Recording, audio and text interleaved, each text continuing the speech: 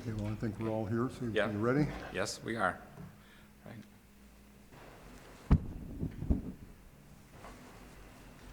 I'd like to welcome everyone to the regular meeting of the Garden City Planning Commission. This is Thursday, February 13th, 2025 at 6:30 PM.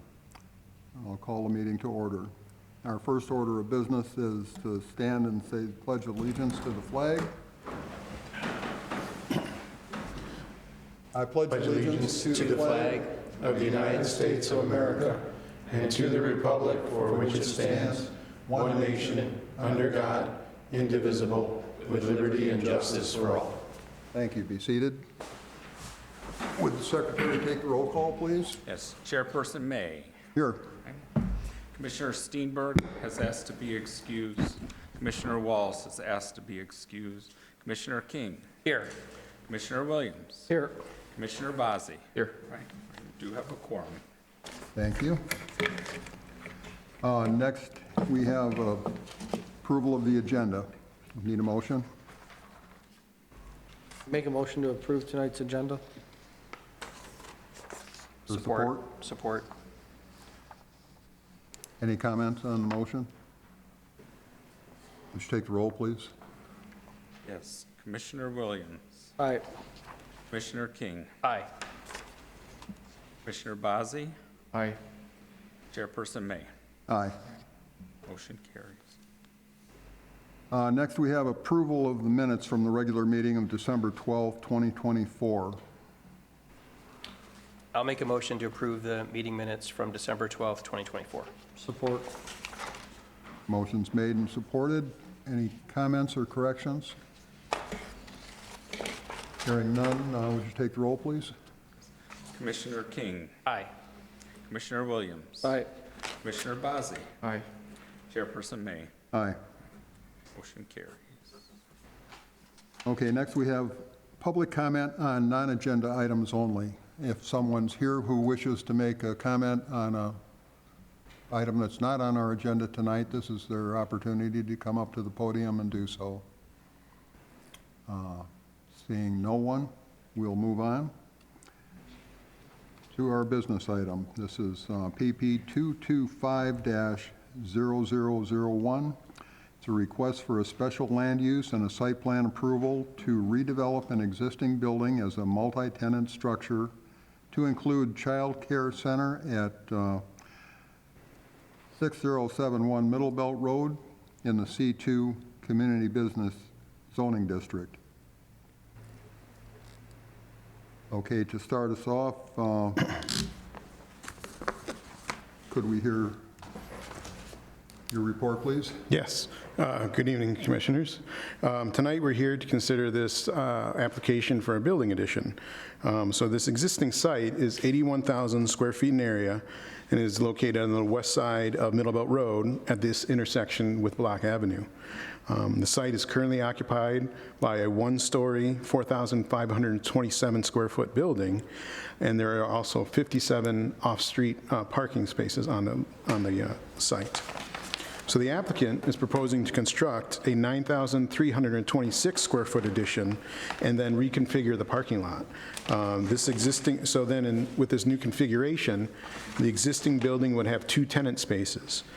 Tenant space A, the north side of the existing building, would be occupied by the property owner and applicant, Paramount Accounting.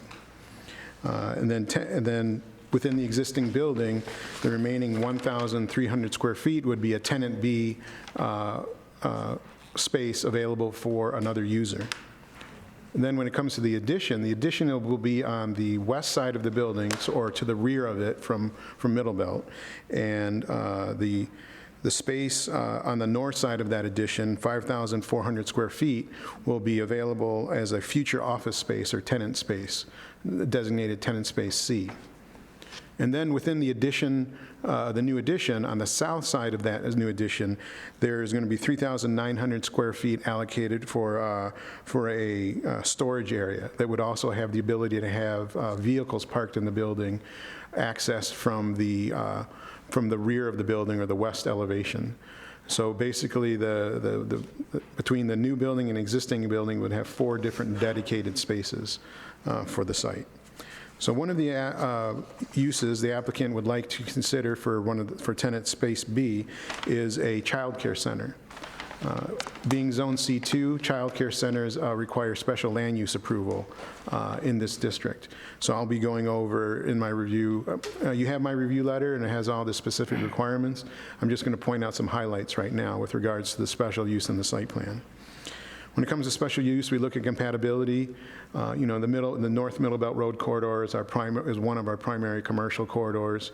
The level of activity on that corridor is accustomed to higher traffic volumes. It's accustomed to the hours of operation for a child care center, especially the heavier volumes that occur at drop-off times and pickup times. And so this portion of North Middle Belt Road would be similar to and compatible with the proposed child care center. There are residential properties to the west or the rear of the property and to the north. However, the site is going to be primarily occupied by green space, and there is an existing detention pond.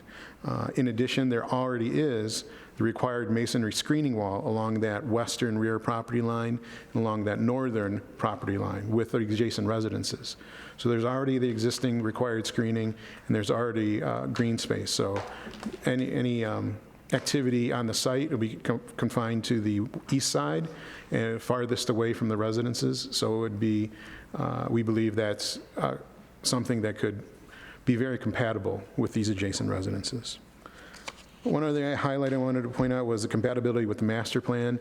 This portion of the corridor is designated as central business district in the future land use plan, and it specifically asks that CBD be occupied by a variety of uses and businesses within the CBD, and actually the master plan specifies childcare uses as one of those within the central business district. So the proposed use would be compatible and consistent with the master plan. The city does have some specific requirements for child care centers. Number one, that it be properly licensed. So we recommend that any approval be contingent upon the applicant or the operator receiving the license for child care from the Child Care Licensing Bureau. One other specific aspect is that there be an outdoor play area based on a minimum square footage of 5,000 square foot for the children to play outside in better weather than we have today, but they'd be outside. The current site plan does not designate a specific area for this outdoor play. However, not only do they have a large yard area on site currently, they're actually going to be converting some of the existing hard surface that was used previously for the circulation of vehicles to access the drive-through lanes for the bank, because the building used to be a bank. They're actually converting some of that. They're ripping up the asphalt and putting in lawn area. So the amount of lawn area on the site is actually going to increase in some locations. So we believe there's more than enough area to compensate and be allocated towards a daycare, for the outdoor play area for the children that would occupy the child care use. And then the other two specific requirements regarding the frontage and setback, this proposed site is in compliance with for that. I have a question. Yes. Wouldn't the outdoor play area have to be connected to the actual tenant space where the child care facility is? For the most convenience of the applicants, absolutely. So they either could position it directly to a rear door or a door to access it.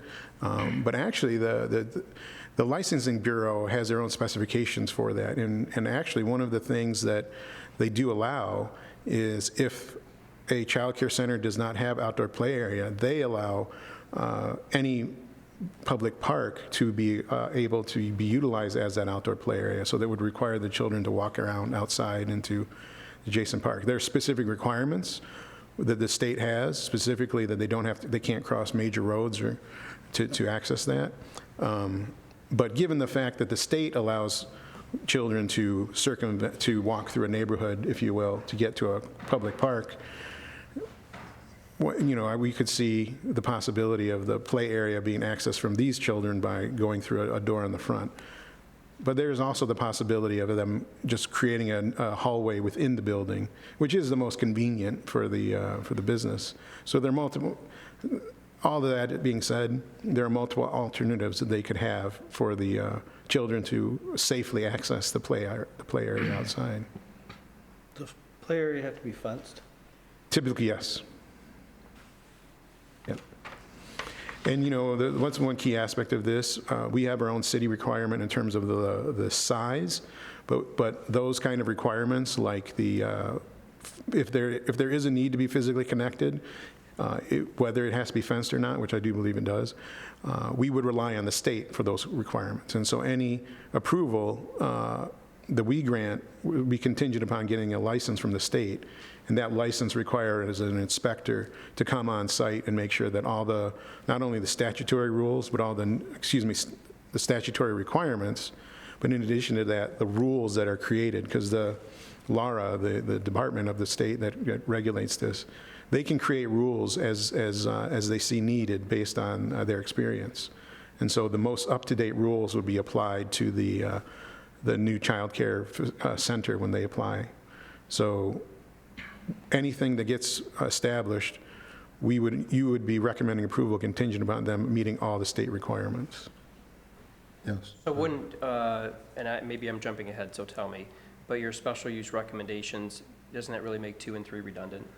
I mean, for this body, and I agree with you as a parent, an outdoor play area sounds nice, but for this body, is that something we really need to require, or do we just need to focus on getting the state license and let those requirements fall into place? It is somewhat redundant, but that's because the ordinance was a little bit more, a little bit older, a little bit more seasoned. Okay. So it's something we have, but that's also why I believe that it just calls for some outdoor space. It doesn't get into the specific requirements of having direct access. It doesn't get into specific requirements of fencing, because we do rely on the state for that. Because if the city wanted to have very stringent rules, to be very specific, if they were counter to the state rules would supersede ours. So that's why we kept ours pretty general. And even this requirement, some communities are even getting rid of that as well. But I do think it's a good idea for the applicant to know from the get-go that outdoor play area is going to be some aspect that they'll have to provide for the facility. So, But in our city requirements, couldn't we supersede the state in wanting more, like required outside play area, if the city so chose? Because I know it's the same way like the building codes, the cities can supersede it's in ordinances. well, when it comes to the zoning ordinance and how it is used in tandem with the Child Care Act, I'm not an attorney, so we'd have to know whether that's something that's legal, but generally speaking, we try not to supersede them, but we do have the opportunity in some instances with other state laws require above and beyond what the state allows and requires. Whether that is applicable in this case, I'm not sure, because like I said, I'm not familiar with case law, but I do believe, because it's in the ordinance now, because we have it, that it's something that, insofar, the other child care centers in the city have abided by our requirement of at least 5,000 square foot. Mm-hmm. I was just going to ask, regarding the space, is there any requirements of what needs to be implemented in that area by the state or us, or is it just as long as it's an open field? Yeah, we don't have any specific requirements. It's the state that would implement any kind of specific standards for like the quality of play, the type of equipment, the surfacing. Okay. You know, they have all those, their standards, because, you know, that modifies and changes over time with advances in childcare and in the experience of the state and what they require. That's why they're allowed, the department is allowed to create rules that apply, so they don't have to go through a statutory process to change the law. They can just apply rules. So.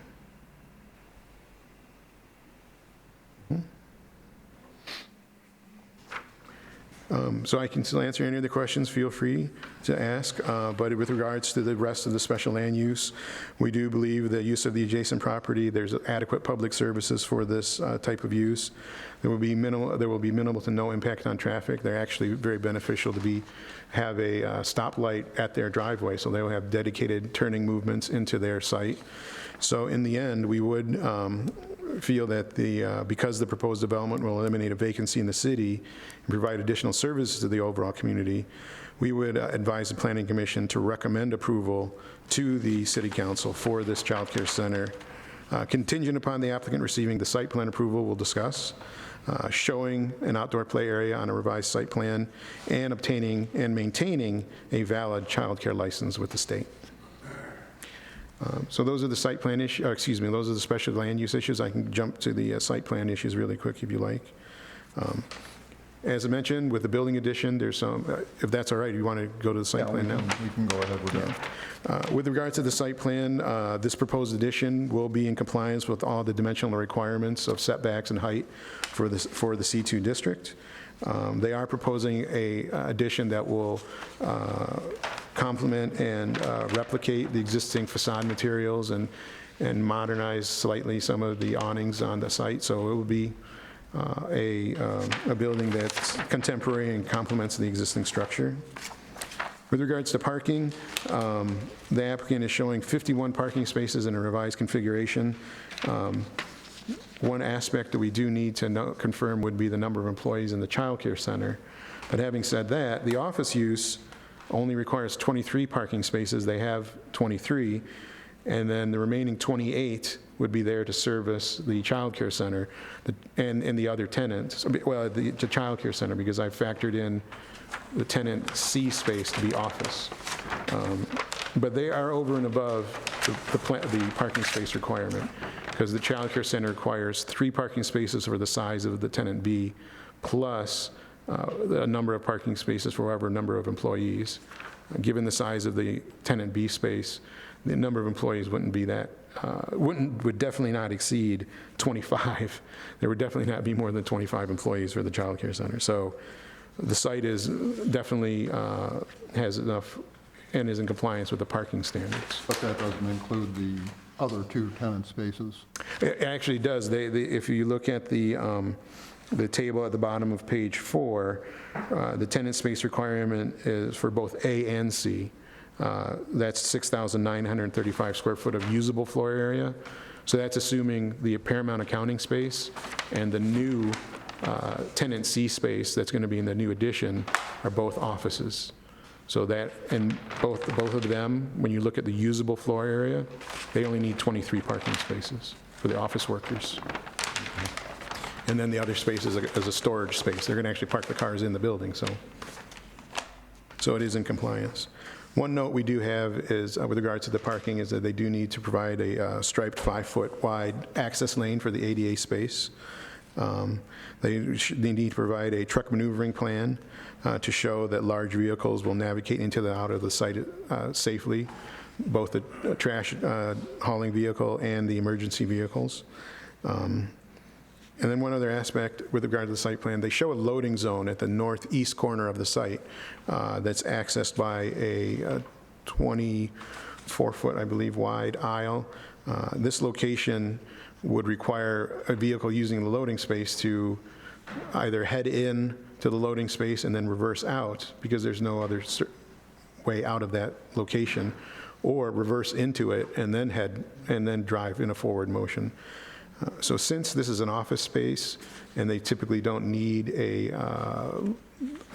dedicated loading space for deliveries, we would ask the applicant if they do intend to continue with the loading space, and if so, provide a location for the loading zone that would allow a vehicle to circulate in a forward motion throughout the site. It's a pretty big parking lot, so they would have enough space to dedicate for a standard loading zone, perhaps adjacent to the addition. But it would be up to them because the zoning ordinance does not require the loading zone for an office use. So, one other aspect in terms of site plan, their landscape plan they provided, they have some detail with regards to the plant cross-section details and those sort of things. It is missing a plant material list identifying the quantities, species of existing and proposed materials, so we would need that on a revised plan. We would also need the cross-section detail for the trash dumpster enclosure. So the proposed development will more effectively utilize a vacant site in the city, and the site plan is in substantial compliance with the requirements of the zoning ordinance. However, there are some outstanding items that do remain.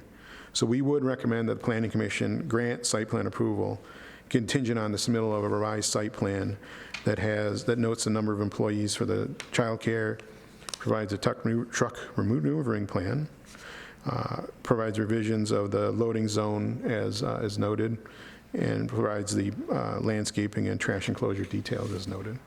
And we'd also recommend the approval contingent upon the civil engineer and fire marshal's review and approval of the plan. With that, I can take any other additional questions. Any other questions about Mr. Ortega's review? All right, we'll move on to the applicant. If you'd care to come up and make your presentation? Yes, good evening, everyone. Good evening. My name is Eric, last name is Lloyd. I also have partners to be here, Dr. Prasad, we have Dr. Fabry, of course, one of our tenants, Jean-Marc, who is an accountant that's already functioning in the building.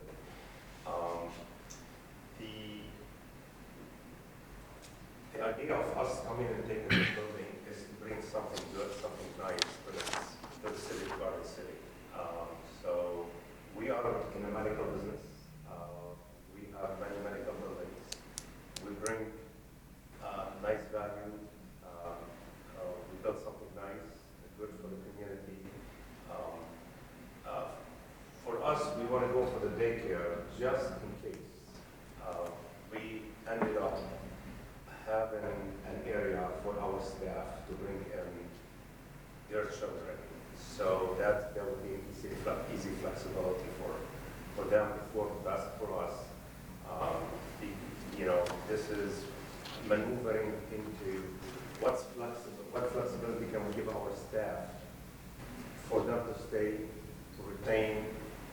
So this is the idea came in from the daycare perspective. Will it be solely for your staff's use? We don't know that. So we're not in the daycare business. We would bring somebody that's licensed to run this. A majority of our business is financial, accounting, and finance. Okay. And you're aware now of the need for the outdoor play area?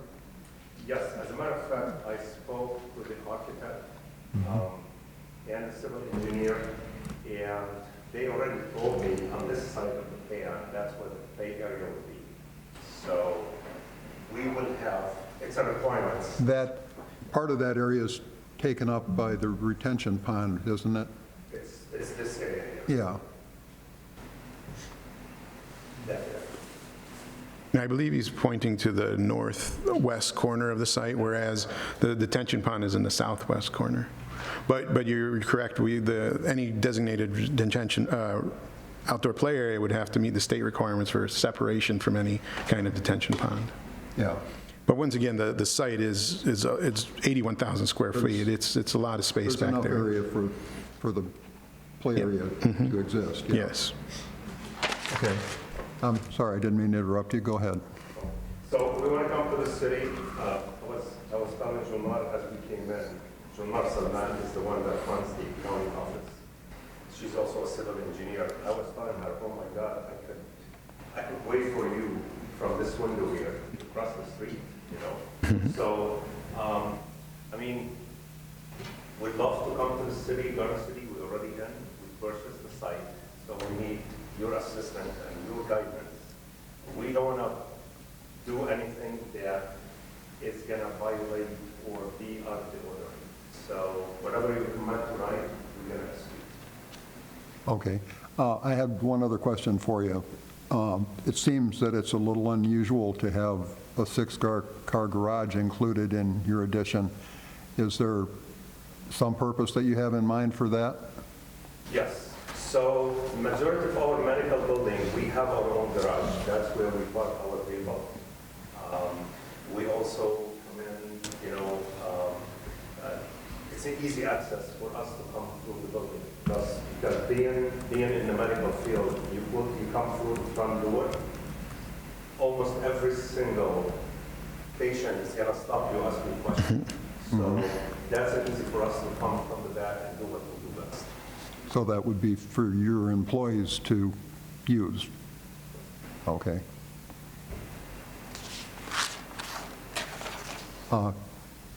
Did anyone else have any questions for the applicant? No. Was there anything else you'd like to say? No, I mean, but the stuff, you Yeah, know, I, Dr. Saab, nice and stuff, so one of the partners, and, just want to say that we're excited to physically now be part of the city community. Just as for you to know that my group runs the cardiovascular department at the Garden City Hospital, and we also are in charge of the cardiology training program at Garden City. So we're very ingrained in this community, and I can tell you one thing, we're excited to be here. The location is incredible, and I can tell you, he's going to be an amazing builder. We've done a few projects together that have been impeccable, and that's what we're trying to duplicate here. If you have any questions that has anything to do with medicine rather than or the use of the property, just ask me. I cannot articulate what you do best. Okay, well, thank you. Were there any questions from the commission? Well, thank you. If you have nothing else, you can be seated for a minute. If we have any more questions for you, we'll let you know.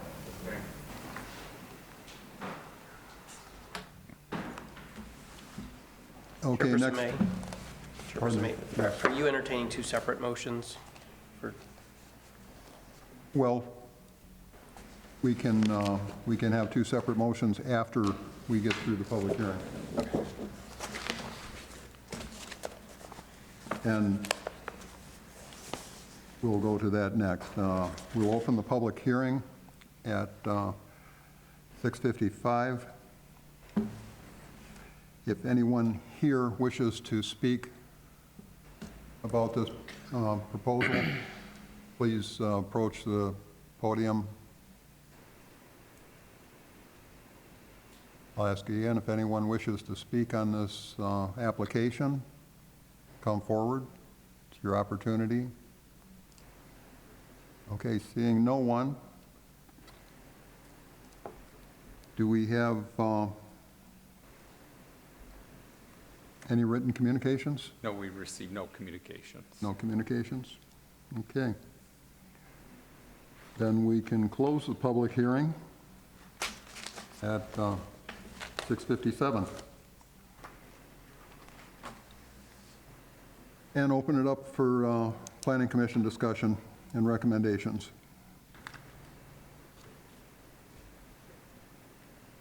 Anyone have any comments on the commission, or, I have a yes? question. The proposed land use that we'd be suggesting council to approve is based on the child care center only? That's Well, our, that's why the project is in need of a special land use. Because it's including a special, or a child care center. But that's for the entire project now, right?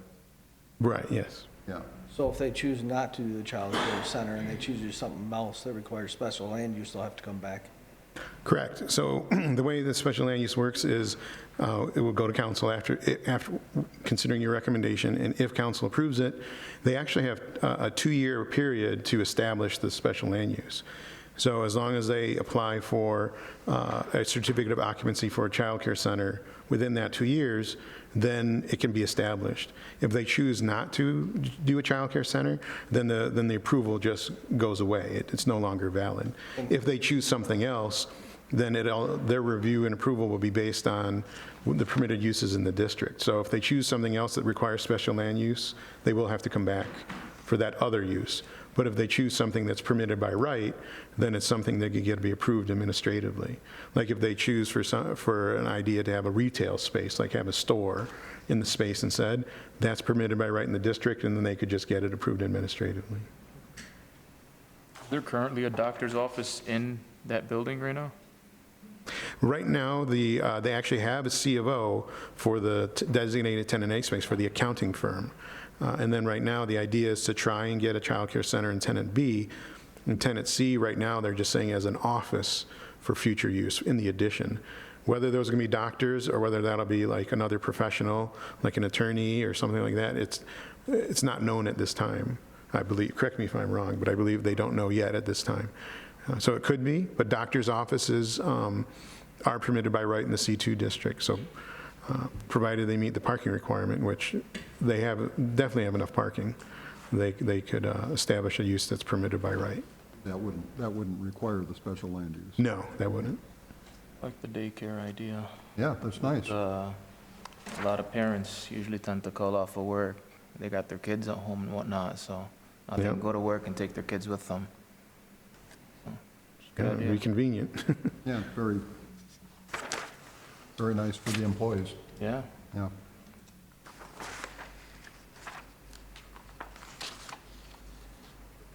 Do we have any other questions or comments? If not, does someone wish to make a motion? We need to make a motion for the special land use recommendation and also the site plan review. Chairperson May, I'll make a motion to recommend to City Council that we approve special land use and site plan approval at the Child Care Center, or proposed Child Care Center at 6071 Middle Belt Road in the C2 Community Business Zoning District, with the conditions outlined in the McKenna letter, items 1, 2, and 3.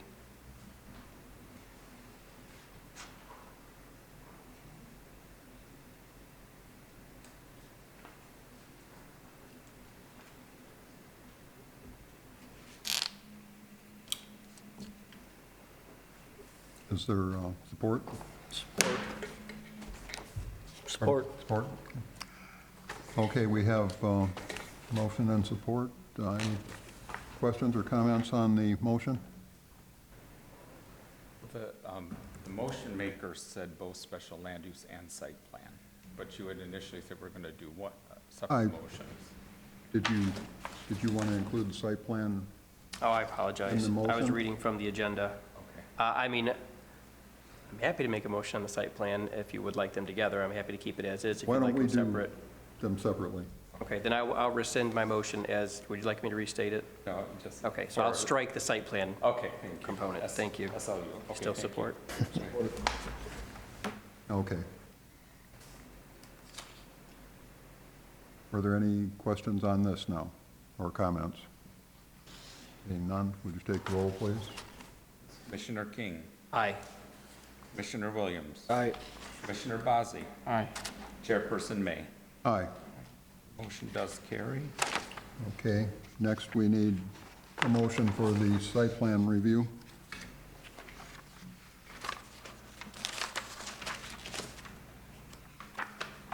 Well, I'll make the motion to recommend to, well, actually, this one is not going to city council, correct?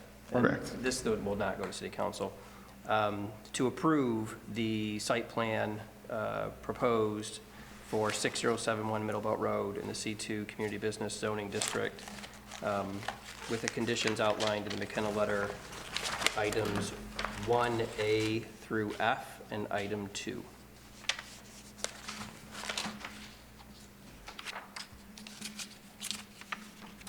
Okay, motion's made. Do we have support? Support. Motion made and supported. Any comments or questions on the motion?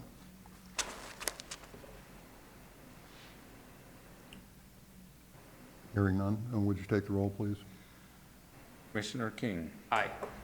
Commissioner Williams. Aye. Commissioner Bazey, Aye. Chairperson May. Aye. Motion does carry. Chairperson. Okay, your site plan has been approved. The special land use has to go before the city council for their approval. And Mr. Ortega will let you know when that's happening. And Want to welcome you to the city. Thank you.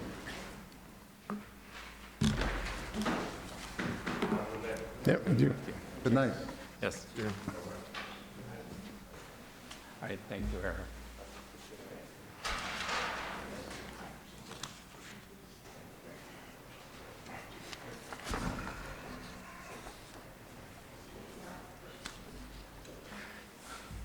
Thank you.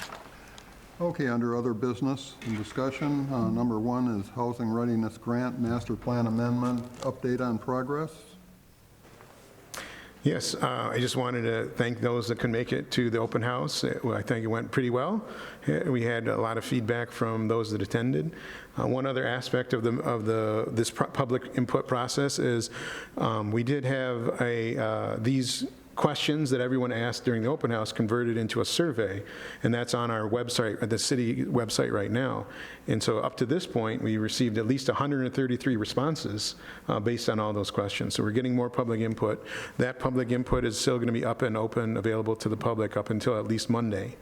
Because after Monday, McKenna, we're going to start crafting the master plan amendment itself. So we'll be revising, we'll be presenting, creating that section that will amend the housing portion of the master plan, going specifically to the questions regarding to the housing variety, providing more housing options for existing residents, and then also looking at the various design requirements to make sure any kind of new housing that comes into the city is up to the standards of the residents of the community.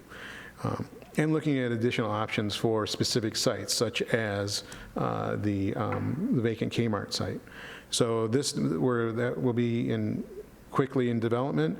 The goal is to get the master plan amendment approved by council by summer at the latest. So you'll be receiving a draft very quickly with regards to your review, to get that review up and going. So there will be more. We most likely will have a substantially complete draft by March. I'm not sure we'll have everything completed by then, but it'll be pretty close. So. Okay. Any questions or comments from the commission?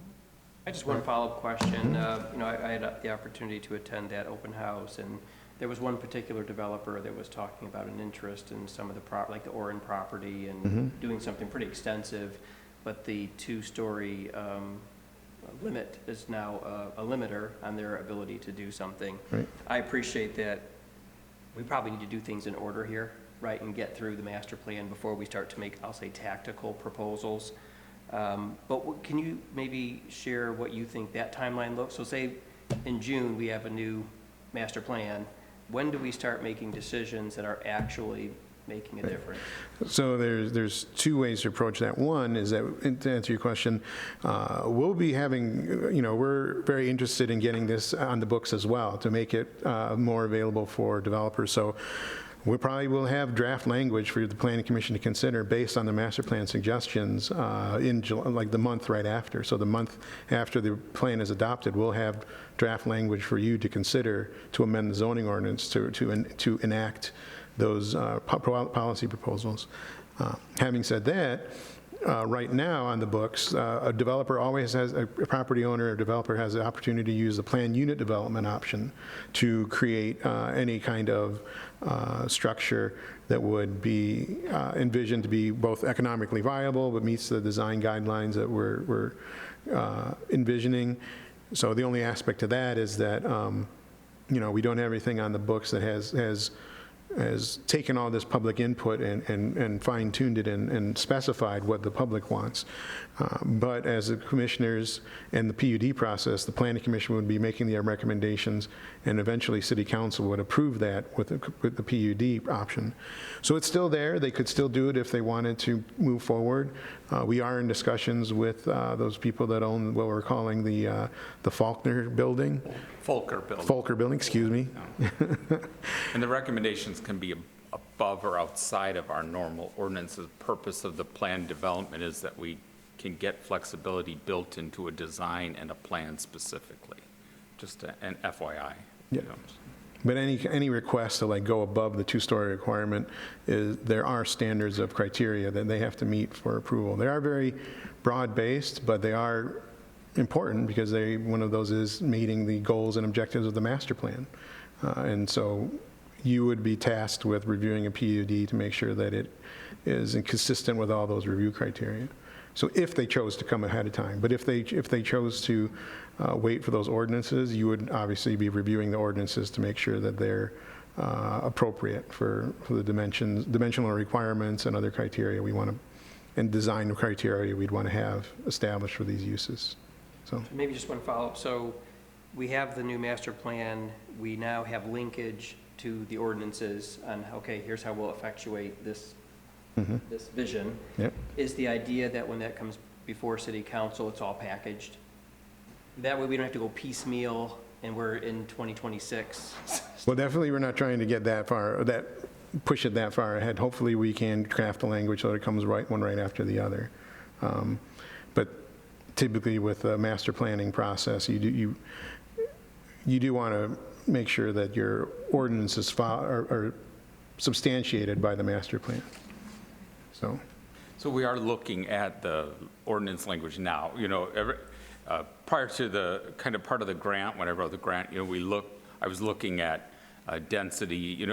Kind of you look online, you just search density and see where, what section it hits. And so we started to identify, it's kind of the process that we're using to look at how to make up amendments to the ordinance language. And we have kind of just started to formulate what sections will have to be amended. So we are kind of doing that in the hopes that the master plan comes out successfully, and then we can work on making amendments to the ordinance. So I'm just impatient. I I understand. thought No. we discussed about amending the height requirements before when we were talking about the Kmart property, at least suggesting council to amend them to maybe bring in different builders. Right. With different ideas. I mean, we're kind of restricted right now, so we're not giving them, if they look at our current ordinance, you know what I'm saying, they're Right, yeah. restricted to a certain height. There's no way for us to do that portion faster. but we have the right to do that. I mean, Yeah, the we planning could. commission can direct us to do that. Yep. Look at the CBD height limit. So Yeah, if you wanted, we could talk about that, yeah, amending it right now. It would just be a matter of how much those initial amendments would be versus the final amendments and a little bit more detail of the design requirements.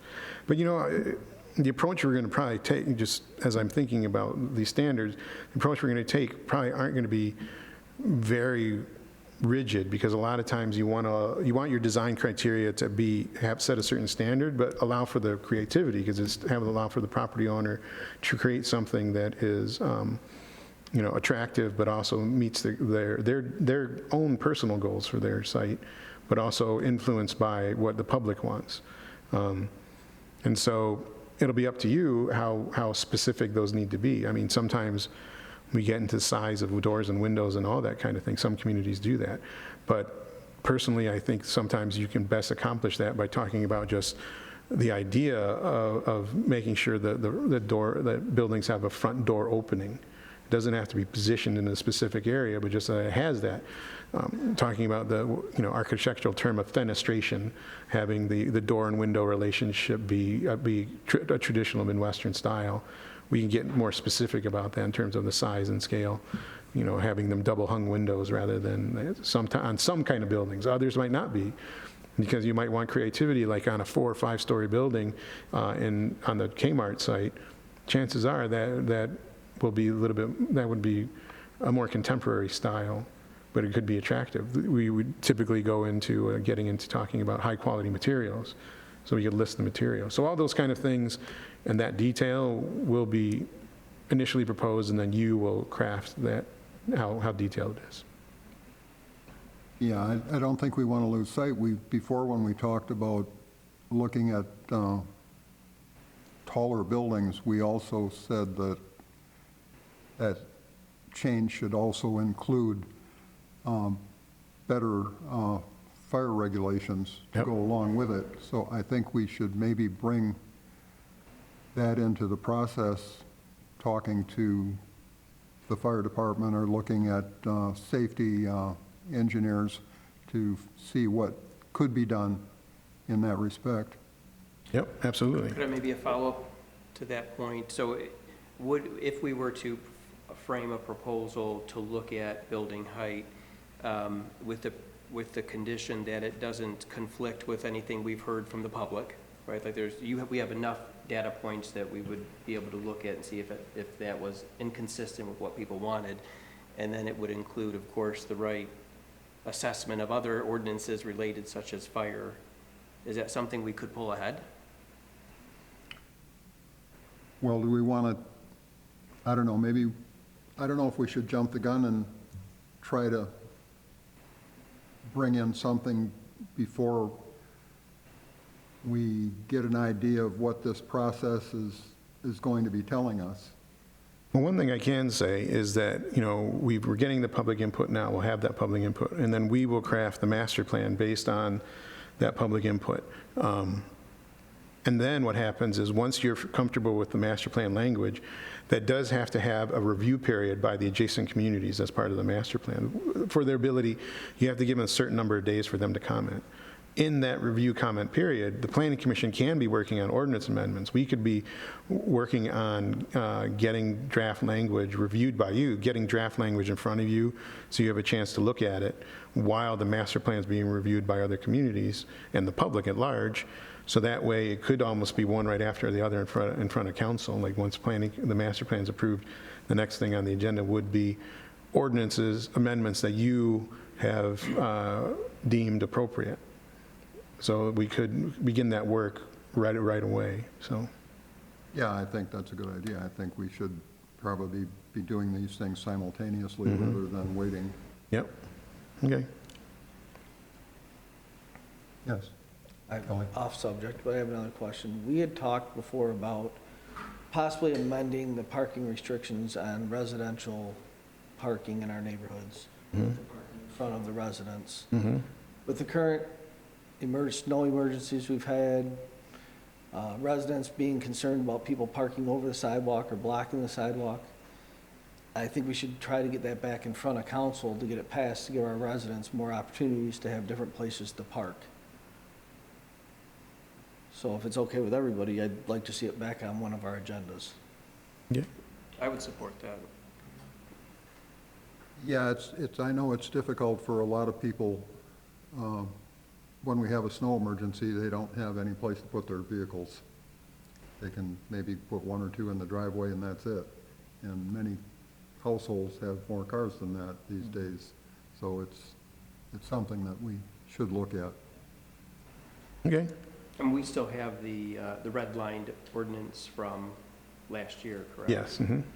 I think we bring back what we But re-review originally- it. I think this time, maybe when we go in front of council, maybe we can get a couple photos of houses that already have it done to show them what it'll look like and what people are actually doing, instead of let them in imagining what it could be. Right. Okay. So it would be the same language, maybe with just some graphics, is that what you're Correct. thinking? Okay. Yeah, just some supporting information to go along with it.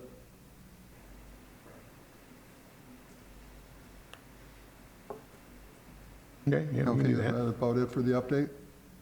Yes, that's it.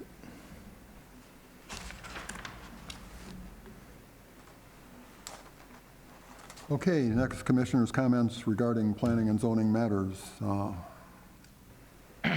King, is there I have anything? nothing else, thank you. I have nothing to know. Nothing? Nothing else. Okay, well, me either. So next regular planning commission meeting will be Thursday, March 13th, 2025, and we'll take a meeting, or a motion for adjournment. Motion to adjourn. Support. All in favor? Aye. All right. Meeting's adjourned.